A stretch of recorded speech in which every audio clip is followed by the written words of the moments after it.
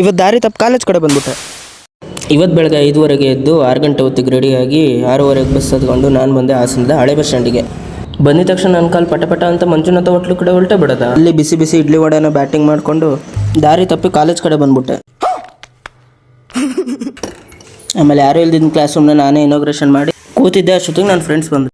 ಆಮೇಲೆ ನೋಡಿ ನನ್ನ ಫ್ರೆಂಡ್ ಯಾವುದೋ ಕಿತ್ತೋದು ಯಾವ ತಂದಿದ್ದ, ಅದನ್ನ ಇಟ್ಕೊಂಡು ನನ್ನ ಫ್ರೆಂಡಿಗೆ ಎದುರಿಸ್ತಿದ್ದ.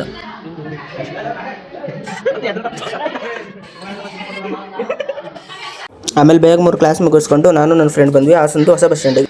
ಆಮೇಲೆ ಅರಸೀಕೆರೆ ಕಡೆ ಬಸ್ ಹತ್ತನ ಅಂದರೆ ನೋಡಿದ್ರೆ ಬಸ್ ಸ್ಟ್ಯಾಂಡ್ ಫುಲ್ ಖಾಲಿ.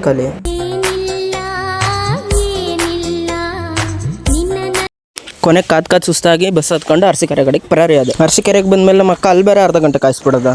ಆಮೇಲೆ ಅರಸೀಕೆರೆಯಲ್ಲಿ ಫೋಟೋ ನೋಡಿ ಯಾವುದೋ ಕಲಾಕಾರ ನನ್ನ ಮಗನ ಇದನ್ನ ಹಾಕಿದ್ದಾನೆ ಅಂತ ಅಂದ್ಕೊಂಡು ನಮ್ಮ ಅಕ್ಕನ ಹತ್ರ ಬಂದೆ. ನಮ್ಮ ಅಕ್ಕ ಲೇಟಾಗಿ ಬಂದಿದ್ದಾಳೆ ಅಂತ ನನಗೆ ಅಂತ ಜ್ಯೂಸು ಮತ್ತು ಚರ್ಮುರಿ ಕೊಡಿಸಿ ಸಮಾಧಾನ ಮಾಡಿ ಮನೆ ಕಡೆ ಕರ್ಕೊಂಡು ಹೋದ್ಲು.